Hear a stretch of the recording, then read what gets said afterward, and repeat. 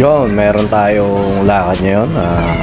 Parang pamamanhikan ng kapatid ko na buso sa lalaki, si Jeffrey. Ayan, kasama yung mga bata. Kasama rin si Tita Janet at si Tita Neneng. Yan, tsaka si Tito Arnold. Si Tito Arnold dyan may rumenta ng L300. Ayan, dyan, ayan na lang naging service namin. Medyo natagalan yung punta namin kasi nga ang Jeffrey hindi pala masyadong kabisado yung pagpunta. At ayan nga, bumabiyahe na kami. Papunta na kami sa Index. Nasa Bukawi na kami. Nakita nyo ang Philippine Arena. Medyo natatabunan. Ayun, no? Nakita nyo naman. Ayan. Ano ganito pala? Ayaw kong hinihingi mo sa akin. Kasi kumuro din. Ano yan? Pupunta ko na ako ng ito. Para makami nila iPhone. Ipon muna, ipon bago iPhone. Susan! Okay, alam na. Hindi na. Pag-birthday ka na may iPhone ako po. Gusto mo. Bakit nila lang magpakasal? Gusto nila lang ako. Ha?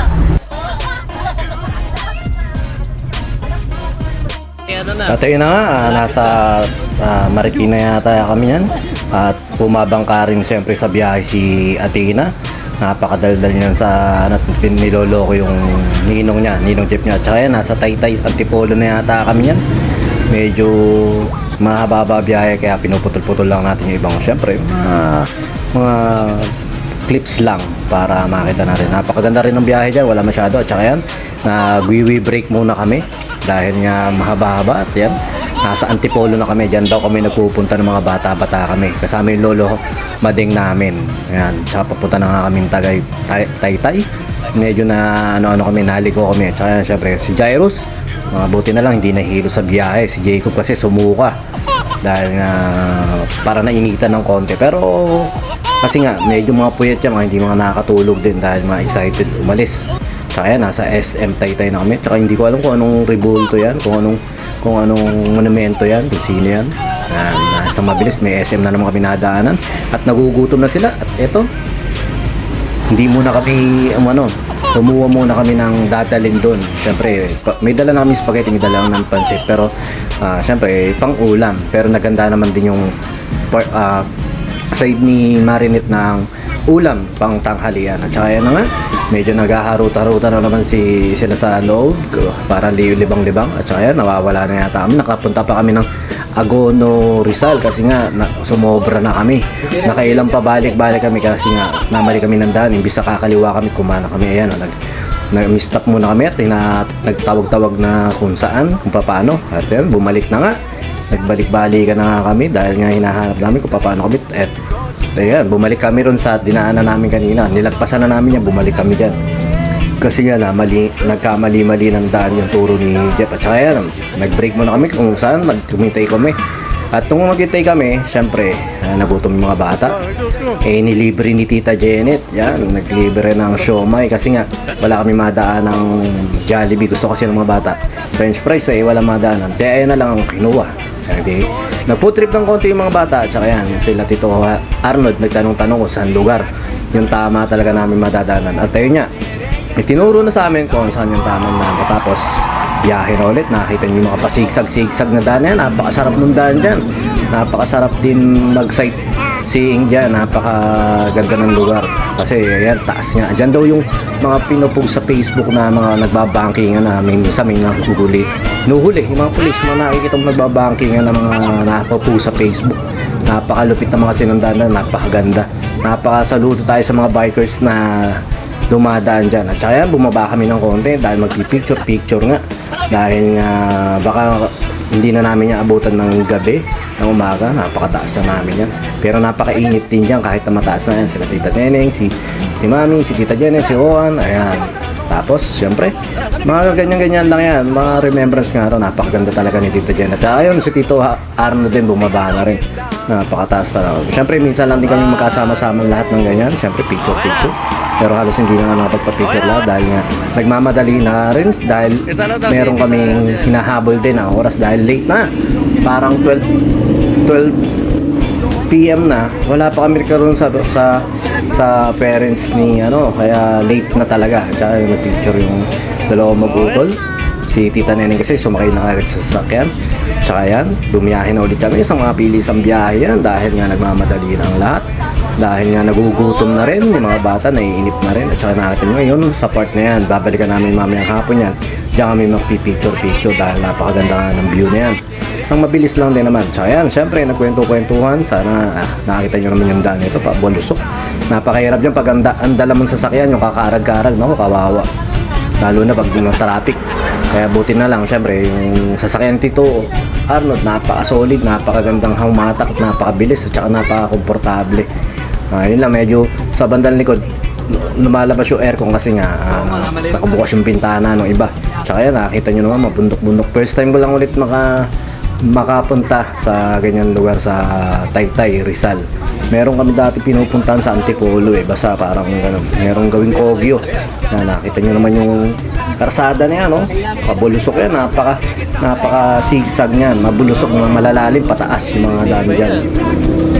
Ang purpose din naman talaga ng mga pasigsag na yan kasi syempre para makabueli yung mga sasakyan, hindi naman kasi pwede na isang diretso na kung bakit ba kailangan pasigsag-sigsag, hindi naman pwede ka pababa na lang o isang paakyat na lang. Syempre mahihirapan naman yung sasakyan pag puro ganun, kaya binigyan nila ng buwelo. At ayan nga, nakarating na kami sa subdivision ng nakalimutan ko ano pangalan, basta nandiyan na kami at mga gutom na yan, mga yan. Medyo pagkasalang ng kontong kwentuhan at konting pakiramdaman, syempre maya-maya konti pinag-food trip na kami. Yung mga dala rin namin, ayan, nilantakan na namin, halos kami lang din ng mga kumain dahil mga naunang kumain na yung mga side ng family ni Marini, dahil nga kami mga 1 PM na yata kami dumating nga. Tsaka yan si Tito Romy, siya yung naging driver natin. Pinsan niya nila Mami. Magpinsan buo yung lola ko at saka yung nanay ni Tito Romy. Pinsan buo. Sila Mami at saka si Laina para magpinsan mga alawa. Tsaka yan si Webeng, nakita nyo, nandada mo na doon. Tsaka yan, bumili na rin ng alak si Sherwin, pakumpisa. Medyo napasobra dahil dapat chilak-chilak siya. Saglit lang talaga kami dyan. Konting kwentuhan sila tungkol doon nga sa kasal, kung ano gagawin, kung paano ang gagawin dun sa kasal, kung ano ang magandang isuot o kung paano yung magandang sistema. Dahil nga plano namin pag Friday pa lang pupunta na kami ron kasi nga pag pupunta kami ron ng alas 4, darating kami alas 7 ron, 10 AM yung ang kasal. Mas nakakapagod. At saka yan nga, meron kaming inuwing puno, binigyan kami ng pauwing puno kasi nga gusto namin yung basta yung nakalimutan ko tawag dun sa parang strawberry maliit. Yung strawberry maliit ba yun? Basta parang ganun, parang basta masarap, ano raw yan, yung parang masustansya. Yan, tinuro kami kung paano pagtatanim. Tsaka yan, papaalam na rin kami mamaya dyan dahil dadaanan pa namin yung simbahan at saka yung venue ng reception ng pagkakasala kasama matutulog. At saka yan po, ang dalawang abay, yan, si Jacob at saka yung baby nila sa kabila. Ayan yan, magpapaalaman na dahil saglit na shot lang at saglit na kwentuhan lang dahil gusto nga lang din talaga makakapagharap. Tsaka yan, maraming dumadaan na airplane dyan. Yung mga bata tuwan-tuwa. Pero ng mga bata rin tayo, syempre lahat tayo. Basta makakita tayo airplane. Natutuwa tayo. Ayan nga. Last picture na, patapos sakay na naman. Nagkamali pa ako dyan dahil naiwanan ko yung bag ko. Hindi, bumalik pa kami dyan. Mamaya makikita nyo. Ayan yung family ni Marinette. Ayan, sa side nila. Nakatira sa Lasa sa subdivision. Tsaka yan, magsasakayan ng sasakyan nga. Isang mabilis na usap-usap at paalaman lang sa lahat. Si Tita Janet natin napakaganda. Tsaka yan, sumakay na lahat. At mamaya magbabiyahe, sa unahan na ako sasakay para maganda ka ako yung viewing nung pagbibideo ko. Ayan, nakakita nyo naman yung subdivision nila. Puro pababa, puro pataas ang mangyayari dyan. Nakakita nyo naman, makulimlim na kasi pahapon na rin at saka medyo nagbabadya na rin yung pagulan. Umulan din ng konti doon sa dinaanan namin. Tsaka yun nga, ngayon sila. Ayan, nakakita nyo napakapababa nito. Pinag-usapan nga namin dito. Pag mayroong bike dito na nagbabike, paahon dito, naku po, kawawa. Kaya kung nagtagdyang nakatira, nakabike ka, naku, pinakamatindi nun, ewan ko na lang. Kaya lahat siguro ng mga nakatira dyan, mga may sasakyan, medyo mainit-init din. At saka yan, kaming tatlo nasa harapan, nagkukwento-kwentuhan lang kami kung ano-ano. At dahil nga naligo kami kanina, yun, sa Paris sa pinagkwentuhan namin yun. At yun nga, sa bandang ngayon, sabi ko, nakalimutan ko yung bag ko. Di bumalik kami, balik na naman kami dyan. Nakita nyo, pabalik na kami. Nakita nyo yung paahon dyan, no? Taas, tarik talaga yan. Kung kahit lakarin mo yan, makakaramdam ka ng pagod. Pero syempre, sanayan lang din yan. Pero sa atin, mga katulad natin na first time makapunta dyan sa lugar na yan, tsak, talagang maninibago. At niya, malapit na tayo kila Marinel sa bahay nila. Sinaglit lang natin balikan yung ating bag dahil may importante tayo nandoon, yung mga cellphone natin nandoon. Ayan. Tsaka yung wallet din kasi kailangan natin syempre yung lisensya sa pagdadrive natin. Hindi ko naman pwedeng hintayin para si Jeff na pumunta rito. Tsaka yun, papunta na kami sa simbahan. Ayan. Ito yung simbahan ng paggaganapan ng kasal ni Jeff. Hindi ko alam kung ano pangalan ng simbahan na yan pero mukhang maganda rin, mukhang vintage din, mukhang heritage na rin, parang gano'n. Basta matagal, lumang simbahan na rin. At saka syempre nag-picture dyan sila Tita Janet at konting libot-libot ng konting upo-upo, konting CR-CR. Napakaganda rin sa lugar na yan. Tsaka yan, nabentahan pa kami ng sampagita dyan. Sampagita 50 pesos pero ang dadalawang peraso. Kaya nagtatawanan sila sa loob. Ayan, makikita nyo. Hindi kayong binili sa atin na ano. Tsaka yan, papunta naman kami ngayon sa venue ng paggaganapan ng kasal ni venue ng reception. At eto na, nakikita na namin yung zigzag. Pero bago pala kami dumating doon sa venue na yun, mapupunta mo naman dyan sa picture dyan sa mga zigzag na daan dyan. Marami rin nag-i-stop over dyan para magpa-picture kasi minsan nga lang din madadaan sa lugar na yan at saka minsan lang di makakapagpa-picture. Pero ayun nga, dinaanan muna namin yung mga traffic at saka mga zigzag na daan at pupunta rin kami mamaya doon sa ukay-ukay. Meron kami ukay-ukay na pupuntahan para makapagpa ano tawag doon? Window shopping. Nakita niyo yung mga pasigsag na yan, napaka solid nung daan dyan. Kaya pag hindi magaling ang driver mo, pero siyempre yung mga nandiyan dyan, sanay na sa pag-drive. Tsaka ito, nandito na kami sa papapicture namin para remembrance lang na nakapunta kami ng Taytay Rizal. Yan, bumaba na naman sila at mga nag-picture lang yan. Sa mabilisang picture nga lang yan dahil ayun yung pinakamagandang view kasi na sa nadaanan namin yung kita mo yung view ng baba. Yan, no? Nakita nyo, may mga dumadaan din dyan sa baba kaya kitang-kita mo na makadami. Siguro maganda din paggabi kasi maliwanag. Makikita mo yung mga ilaw ng mga bahay. At saka yan, isang picture lang. Medyo mga pagod na rin yan pero syempre smile pa rin. Smile pa rin naman yan. Dahil nga habi nila remembrance lang naman. Medyo mahaba yung video kasi nga buong maghapon to. Ayan. Pati yung mga daan iinano natin. Yan, si Tita Janet. Talagang maganda nating tita. Nakita mo naman, ang formahan, batang-bata talaga. Napakaganda. Tsaka yun nga, pagka-picture namin dyan, isang biyahe na naman mabilis. Papunta naman kami ron sa venue ng reception. Yan, yung mga maglolola nag-picture din. Tsaka yun nga, nakita nyo naman yung view, napakaganda. Nakita nyo, napakatarik. Ayun yung iniikot ng mga sasakyan. Yan, ang Tita Neneng. Sayang di nakasama si Tito Bobby. Hindi pwedeng magsabay sila na wala sa Bulacan kasi may ginagawa rin sila. Tsaka yung mag-asawa, ngayon na magpapakasal na. Humayo kahit magpakarami. Yan. Tapos pag-uwi namin, yan, basta nagpa-picture lang din ako dahil minsan lang din naman ako masama sa picture dahil nga ako yung nagpi-picture at ako yung videographer nila. Tsaka yan, nakita nyo naman, 100 na naman po, napaka-sigsag na naman yan. Kung dala ko siguro dyan yung owner, nako, yung mahina sa hatakan, kawawa, puro tulak ang gagawin, pero miss, abala. Tsaka yan, nandiyan na kami sa venue, at picture lang din kami niya, parang ocular visit na rin, para makita yung venue, kung okay ba, kung paano ba, kung ganyan. Pero sa palagay naman namin, okay na. Tsaka yan nga, November 25 yung kasal ni Jeff pero 24 pa lang nandiyan na kami. Siguro after lunch nandiyan na kami. At makakapag-swimming, makakapag-shot ng konti. Kinabukasan sana walang mga hangover yung mga kasama namin para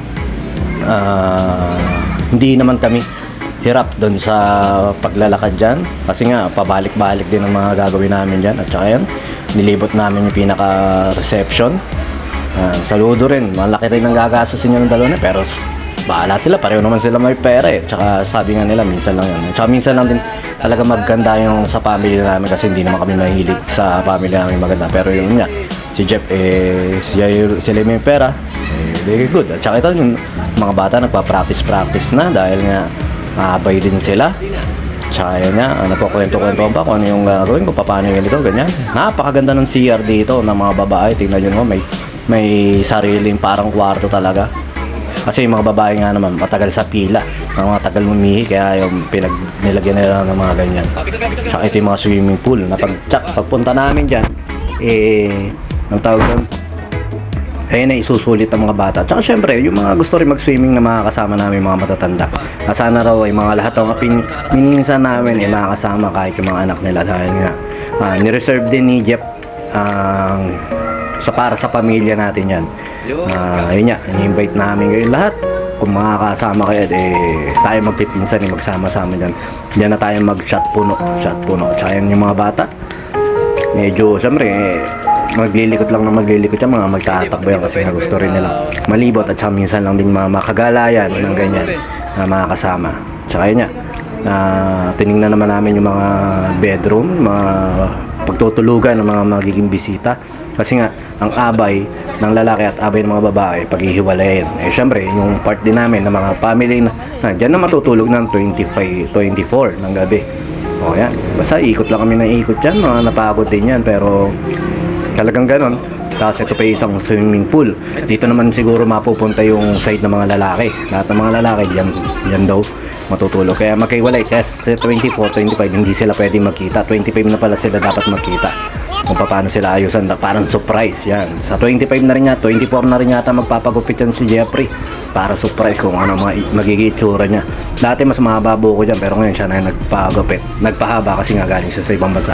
Mahal daw yung pagpapagupit ng buhok. Kaya na, may day pa uwi namin. Nakita nyo naman yung paglubog ng araw. Isang mabilisang biyahe yan. Dahil nga nagmamadali namin, mahabol kami. Na pupunta pa kami ron sa Tianggian. Pero halos yung pagpunta namin doon, halos pasarado na rin. At ito na kami sa Tianggian. Hindi na ko alam kung saan, basta Taytay Rizal yan, Manila Club. Basta ganyan kami nagpunta. Marami rin mura na mga siguro 10 piso, 20 pesos yung mga paninda dyan. Kaya nga kung ano nila, wholesale, mas maganda, mas wholesale, mas makakamura. Parang divisoria na rin nila yan sa lugar nila. Isang lakad-lakad lang kami. Nabili ko lang dyan sa 2 sando kasi gusto ko pag sa susunod na papapawis ko pag nakasando-sando na ako sa mga susunod na video natin sa drums papawis. Tsaka yan sila Tita Jenny, Tita Neneng naglibot-libot na. Mura si Tita Jenny kasi hindi nakabili kasi nga mura na, binabarat pa nakita mo na naman talaga ang Tita Jenny. Pero yan, galante naman yan. Tsaka mabait na tita rin natin yan. Tsaka yan para mga napagod na rin sa paglilibot kaya mamaya mag-aaya na rin yan. At saka sa pag-aaya na yun syempre pahinga na rin dahil mga napagod na rin sa buong maghapon ng biyahe.